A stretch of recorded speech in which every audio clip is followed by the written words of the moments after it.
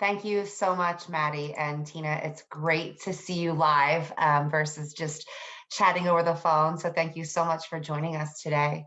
I'd really love to start with maybe a little bit of your background and your most recent status and accomplishments and sort of what you've been up to, and where you are right now today.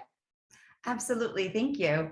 So I started my career, which is actually not unusual for marketing, but I started my career in finance. Started off at KPMG in Barcelona, worked for the Barcelona Olympic team as well. And then after my MBA, worked for Procter & Gamble in finance, but you ended up working with some of the best in the marketing. And over time, I shifted from finance more into strategy. I continued my career at Gillette, was acquired back into Procter & Gamble, so re-P&G, and then worked at Ralph Lauren, also another powerhouse marketing brand. There, I was doing more of the acquisitions and strategy part, direct reporting to the CFO, and always loved the things that you do in order to build a company, a brand, and a team. When I had that moment, when you're in New York and steam pipe explodes and kind of a 9/11 moment all over again, I decided life was too short. I'm really from Boston. I'm Red Sox Nation. Not even a baseball fan, but when you're in Boston, you're part of the sports teams here. 100%. And my family was here. So I came here, started working at startups, and started working in retail tech. And being in that triangle between the manufacturers, the retailers, and the whole sea of service providers that exist there in the middle, that really make that brand's message and promise and execution come alive in retail, has been really interesting. Always tech enabled. I was at Moby a long time ago, and then I ended up at survey.com. We were acquired by Trax Retail. We became one part of their really large suite of services for retailers and for brands. And I just completed my duties there on the 1st of March, and I'm moving on to my next thing at the end of this week, actually. That's exciting. Congratulations to you. It's definitely a very accomplished list of, through your career path to date. You just said something, because it is Women's History Month and this is Women in Marketing. I wanted to maybe start off with a little bit of that angle. And you just mentioned something that sort of stuck with me in our prior conversations, and that you've always been in tech. And I know that that is an area that tends to be much heavier male dominated than female. And I love that you've been able to really push through and get to the place where you are in your career at this point.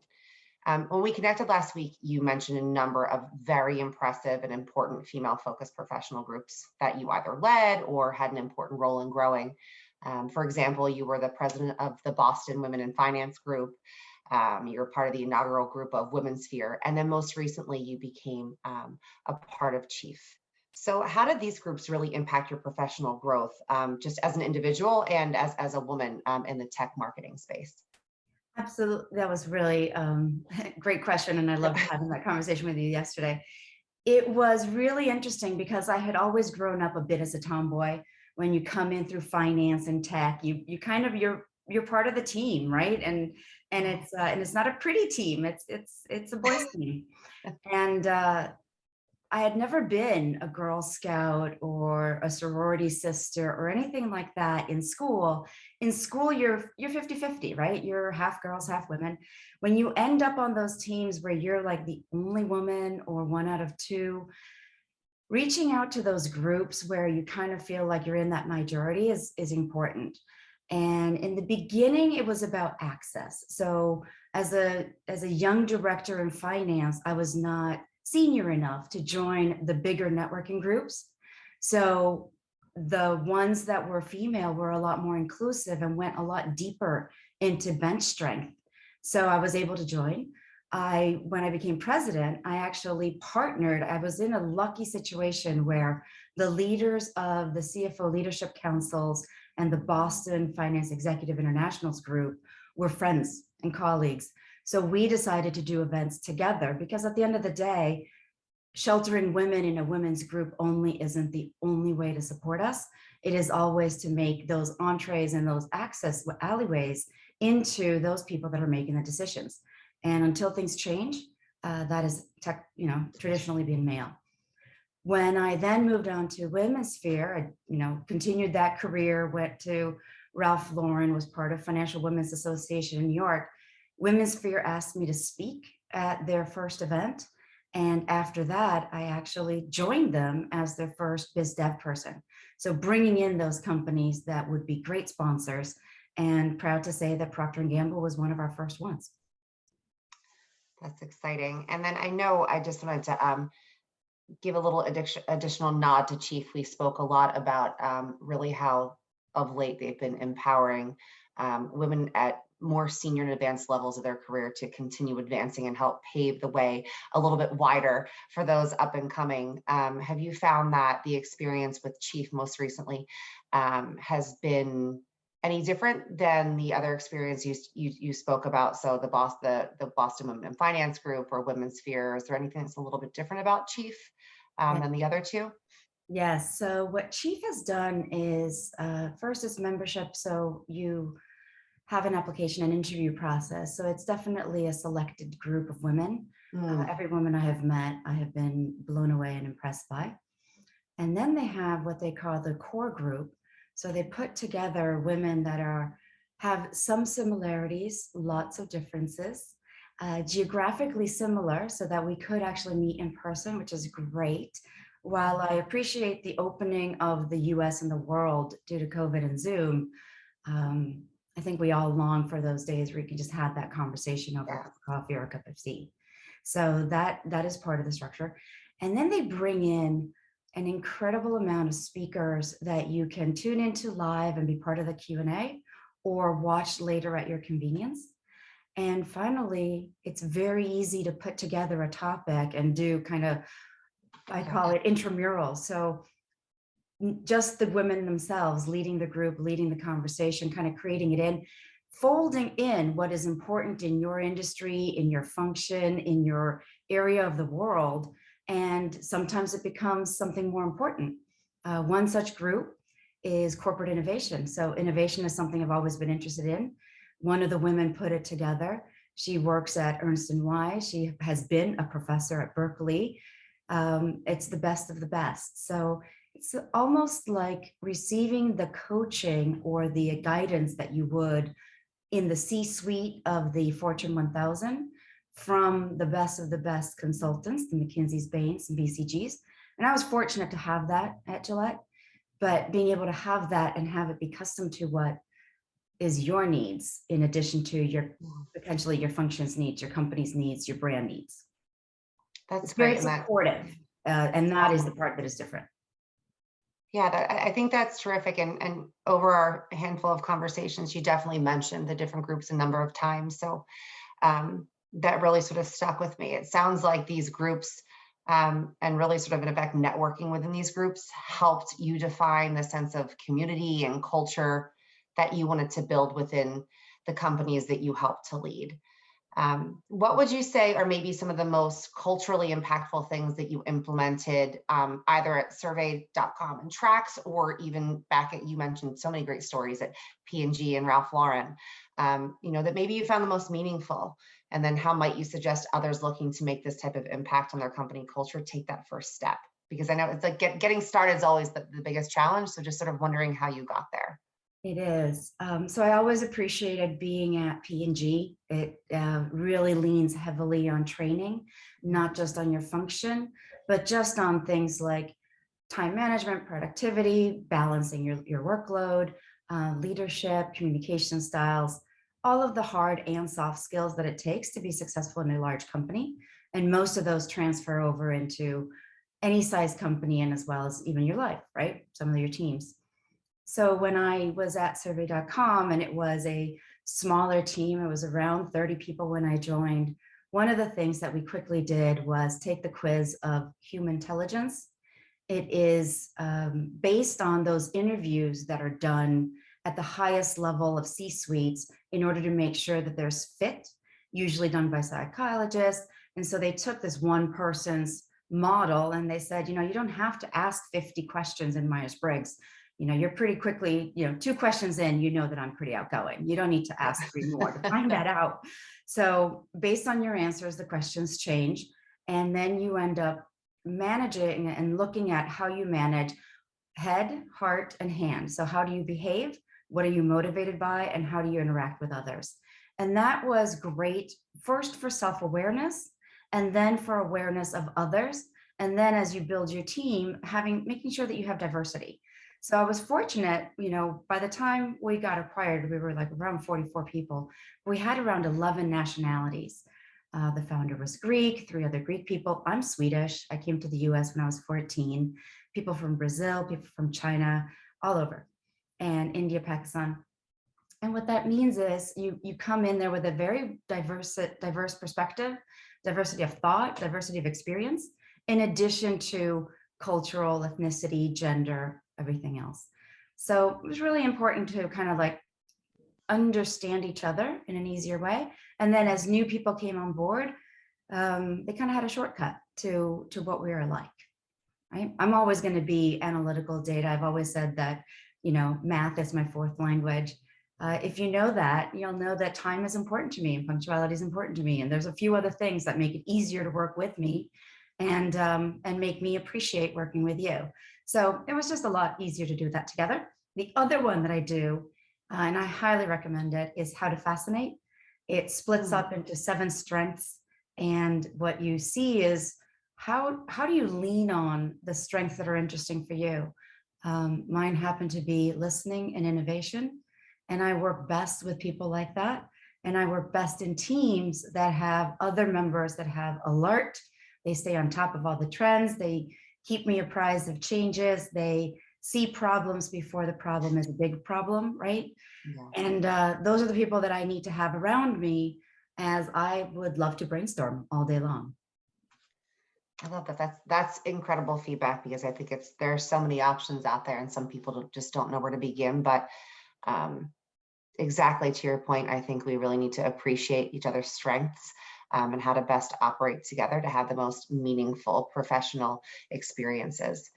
I want to segue a little bit because I could ask you a million questions about what you've done specifically in your career, but because we're to be talking about retail today, I want to pivot a little. Here we are in 2022. It's safe to say that COVID has pretty much played a major role in pretty much everything in our lives the past 2 years, but specifically in retail and where it sits right now. So what do you think the pandemic twist was in retail? You were already on the tech side, but what did the pandemic advance in retail? How is tech integrated? Really sort of what has the difference been from a retail perspective? I think it really sped up the reliance on technology and information and data to just understand that if you don't know what you don't know, there's nothing you can do about it. We really clarified that supply chains were really done for efficiency, but not for flexibility. We ended up having, potatoes, but we had French fries at McDonald's that nobody was going to, and not sufficient potatoes in the retail stores. There's absolutely no reason for anyone to be hoarding toilet paper. We have enough between Kimberly-Clark and Procter & Gamble. They will keep the US supplied, soft bottoms, you don't need to fear, but that is, the reactions that people have when you have fear really stretched what happened. I think we all wish that retailers had stepped in earlier to manage the supply chain at the store level and not let people buy 10 of anything like they did. They went down to 2. They went to safety. But what you ended up seeing was those companies that had doubled down on technology in advance, like Target and Walmart, which had bought Jet.com and had already started the buy online, pick up in store, they did incredibly well. The ones that had kind of like resisted that, they ended up doing that later and realized that you can have buy online, pick up in store and let people do things. But if you don't have a fantastic inventory system, the people that are picking and packing aren't finding the hints that, the shopper bought. And so all of a sudden people were getting very different things in their shopping bag than what they had picked, and maybe not the option 2 that they would have done. It also allowed people to try new things. You run out of your basics, you start looking at the organics. So there's a lot of natural foods that got a huge bump. They sold all of their flavors, not just their chocolate and their berry, but like all of their flavors. and got a lot of trial, got a lot of feedback, got a lot of new shoppers, which was great. And then the retailers really showed that they could step up and step into that gap that occurred with the supply chain. H-E-B in Texas did amazing things where they kept their people focused on the basics and brought in ready-made meals from restaurants in the area, selling them with that restaurant's name, using up that spot in the refrigerated case, and doubling down on local, which is their traditional strength anyways. Roche Brothers here in New England, I live in Boston, is our local grocer. What they did is they shut down every other cash register. They put tables in between, and that ended up kind of forcing that 6 foot, if you didn't know what 6 foot was like, now you did. You were going in those cattle chutes, but they also used that to put in all kinds of different impulse items, cookies and fudge and sweets and savory, and all of those things that you might not have known that you needed, but there it was. So they ended up allowing not just the brands that sell the basics and the pantry shelf staples, but also those brands that are the extra sauces and dressings, or the snacks, the flavorings, the indulgences. They had those on display, which is just a great way to treat all of your brands correctly, and to incorporate safety and assortment, and just for them to have sell-through. The other one that I wanted to talk about, which I forgot to mention to you earlier, was the ones that have gone into that shopping as a pleasant experience. So Erewhon in Los Angeles has become a place where you can get a glass of wine, and some of them have oyster bars. They're incredibly great places to discover new flavors, new healthy choices. Healthy choices are no longer something that you only can buy in specialty stores. It's becoming part of the norm, and Erewhon is one of the ones making that a pleasant discovery shopping experience. And another one that is the same, but in Chicago, which is a food mecca, is Dom's Kitchen and Market. It's the same company, the same team that founded Mariano's, and people who shopped at Mariano's before, 15 years ago, they will remember the oyster bars and things like that. But they call it the plant butcher for plant-based foods, are becoming very mainstream now. And there's glasses of wine and glasses of cava, and they even have one entire end cap of the brands that are in the incubator in Chicago, the hatchery. So if you're a small growing brand, you have one amazing destination where you're with your friends, right? The other startup and founders that are creating new flavors and new tastes. And that is a store that is using technology to feed information back to the brands as well as to themselves, to make sure that they have the right assortment for that type of person in Chicago. There's great stuff going on. There's a lot of innovation happening. There's so much. And actually that's, I love that idea of a glass of wine while shopping, but I think it could get me into even more trouble in like a Target, for example. I think there's been some chatter about that, the opportunity to have alcohol mixed while shopping in Target. I think that it sort of leans into, things that were maybe surprises over the past 2 years. What did you expect the recovery to be? And was there anybody who really got a jump on those changes, or sort of was able to innovate in a way that put them a little bit ahead on the recovery side, with so many stores opening, closing, and of course, shutdowns for the first year or so, shutdowns, opening, shutdown, reopen. Is there anybody who got a jump on the changes that you thought was really innovative? Obviously, certainly the impulse purchases near the register. I think that's so interesting and such a great idea. That whole necessity breeds innovation. But from an operational perspective, is there anyone who really kind of got a jump on things that put them ahead? So anyone that had previously made a choice. So for example, all of the ones that did incredibly well during the trade shows of 2018 and 2019, and were already in retail, really got incredible focus on how do you make sure that retailer is fully supplied. So they really dove through their supply chain and got that going, got that straightened out, maybe skipped one flavor or two that was not a bestseller. As founders, or even every one of us, we have a bad habit of whatever is our favorite, we think will apply to everybody else. And all of a sudden we find out that you're not mainstream. You are the outlier. So I think a lot of people really got really great at that. If you had not done that, those are the people that ended up looking for options with direct to consumer. So that's where the people went to Sampler, which is a discovery box. It's exactly like Birchbox, but for other products. So Birchbox for all the women, we all know that it's a great way to get cosmetic sample sizes home or hair care, but now also food and little things for the home and cleaning supplies. So you ended up with that. Anyone who was into subscription did quite well, where you just kind of subscribe and save and you get the replenishment.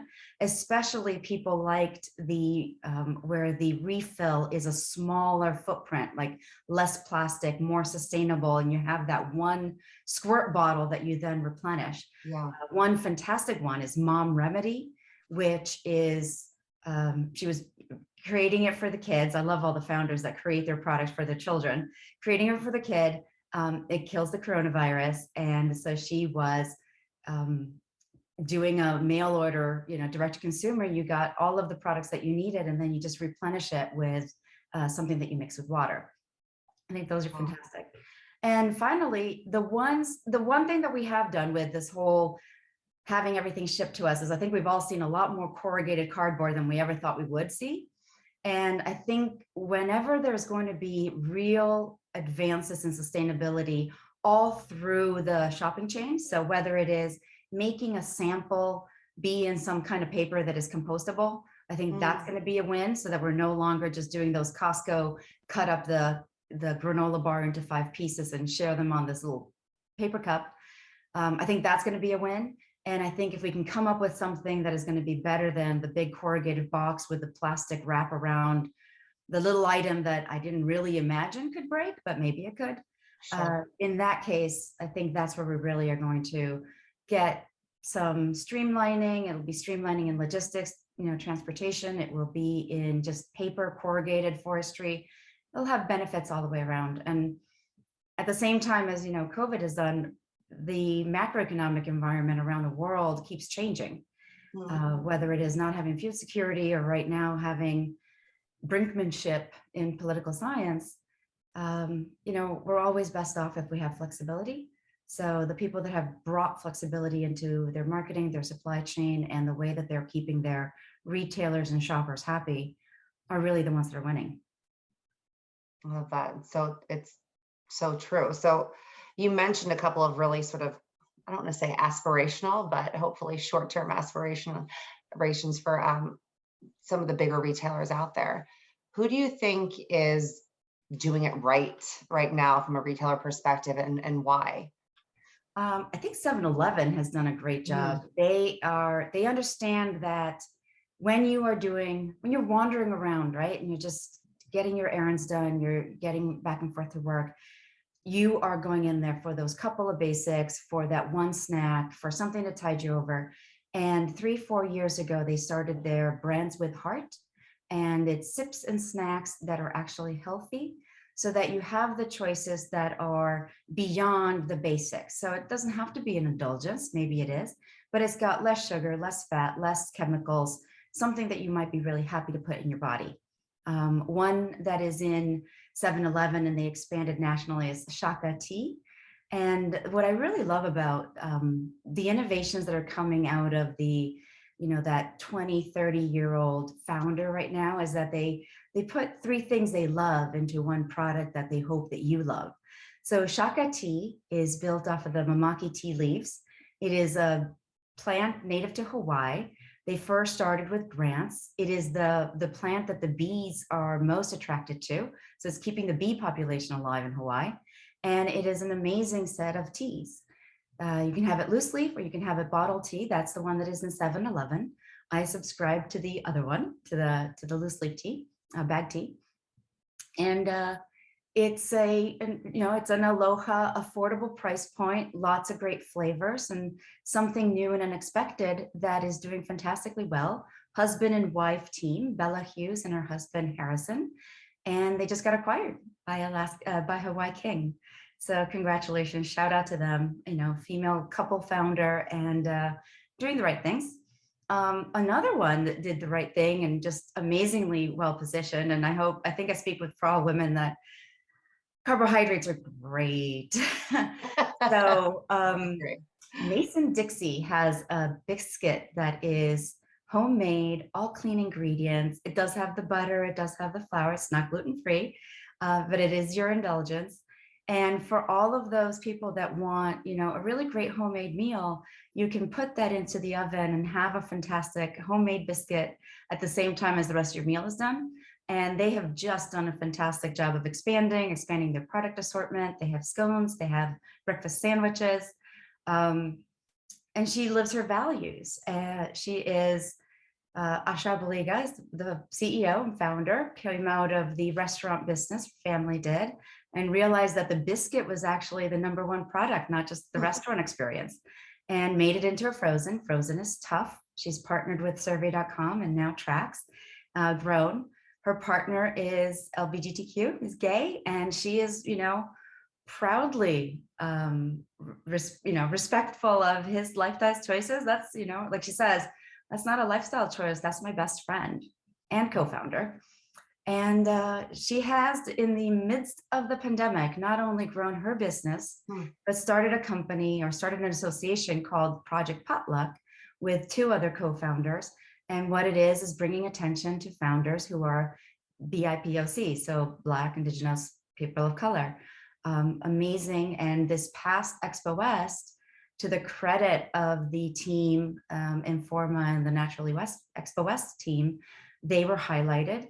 They were part of the, photo opportunity, panel discussion. How do you bring more inclusiveness into the food part? Just because that is, one of the key things where different cultures, different geographies are important.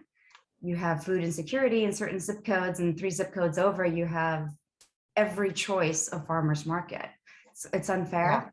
Yeah. And when you bring in different people's perspectives, that's when you start solving it. I love that. And I particularly love what you said about her living her values. I think as there are a lot of diversity and inclusion initiatives at even some of these larger companies, it's nice to see companies walking the walk. So I think I really think that's an imperative for moving forward in any space, but in some of the retail spaces as well, specifically for some of the larger retail brands that, again, there's a lot of press about their initiatives, but it's nice to actually see it pushing forward. And I love to hear that from a startup, especially one that's been successful in the craziness of the pandemic over the last 2 years. I actually have incorporated that. I think, most marketers talk about their marketing stack. Yes. And mine includes HubSpot, right? Everyone makes that first choice. I also include metadata.io just to put the right ads in front of the right people and segment. But what the combination of that allowed me to do is have data, right? I've always been the more data focused marketer. I was the finance person turned into marketing. And I actually include that in my segmentation. So due to just dollars, I had to, when I look at an industry, half of the industry doesn't count for me because it is either supplies like sugar, or they are, the restaurant industry or the cafeteria industry. So I'm really looking for those consumer packaged goods in food or many, many other aspects. But I thought I would focus this conversation on the food and bev. We can all relate to it, right? But I actually include that in my segmentation. So I have the female founders, I have the Latinx founders, I have the BIPOC, so that at the right time, I can bring that alive. As a B2B marketer, we very often sponsor something or acquire the ability to do, be part of an event. And some of the things that we get don't make sense for a B2B company, but it would be perfect for a brand.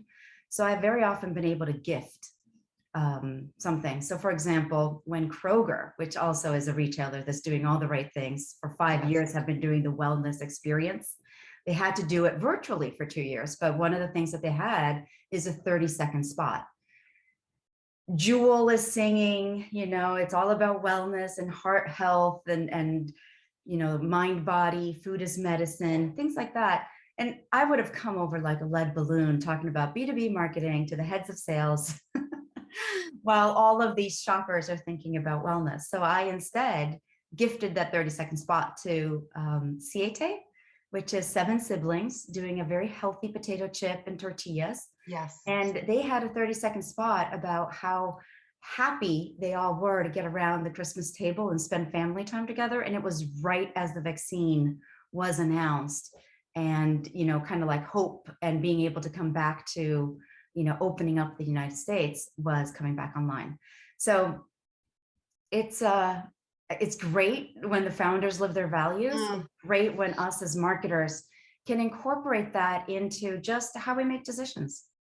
100%. And I think that's something that's definitely evident in a lot of what you've shared, with us the past half an hour or so. And I want to be conscious of time. So I know in the last few minutes, I want to ask you, if you wouldn't mind, do you think you can make some predictions, sort of like what's the next big thing in retail? What will go away and what will be a big thing, at least from your perspective? Would love to hear that. Yeah, I think retailers have agreed that there's a lot of variety and diversity in their shopper mix. So healthy options are going to come in, allergy-free options are going to come in. All of that is going to just happen. And I don't think that we need, feet and feet and feet and yards of some of the basic products where traditional manufacturers have bought that shelf space.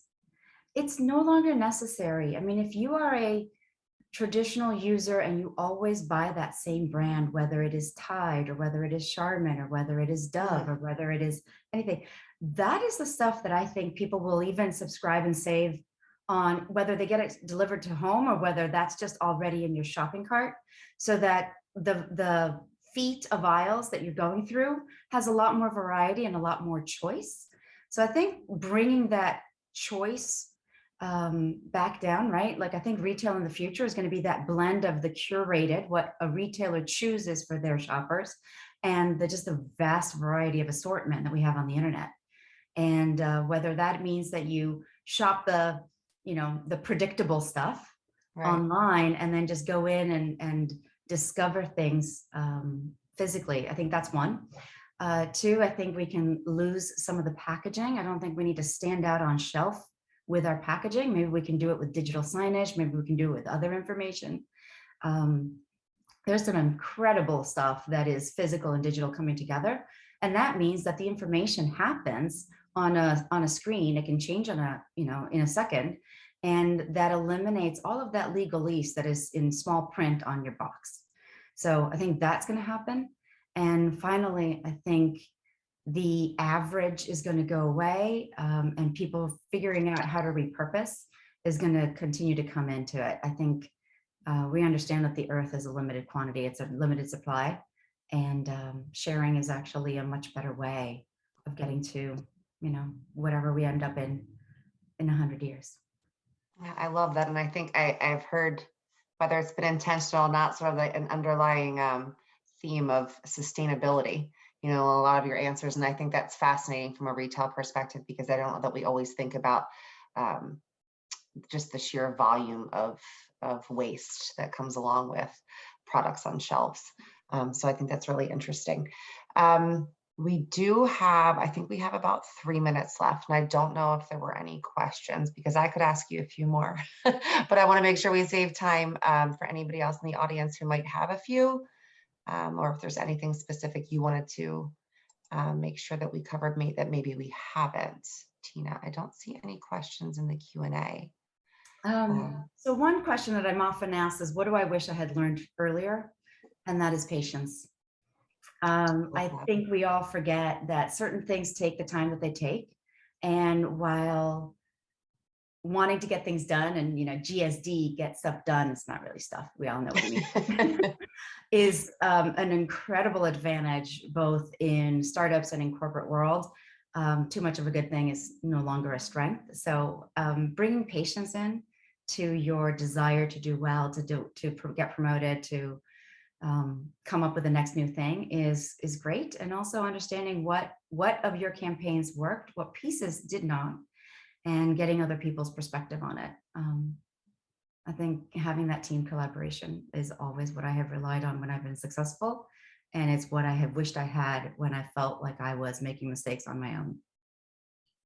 I think that is fantastic advice, especially to some of the individuals who might be in attendees today, sort of trying to understand like what is it that I think that I've got all the things that I need to take the next step, but what is it that I need? And patience is really, I think it's something we could all use a lot of, generally speaking. So thank you so much, Tina, for that. You're welcome. And the other thing that people are actually surprised at is I built my team at Survey and Trax Reach Out with in 4 months with 8 people from Latin America. So the one thing that really, really changed for me with Zoom is the ability to hire from anywhere. I mean, I have a great selection in Boston, but when you start just being able to use that near shore 3-hour time zone and finding some absolutely expert resource and talent around there, you can build your teams really, really quickly in the future. The globe has become smaller, bigger and smaller. Definitely has.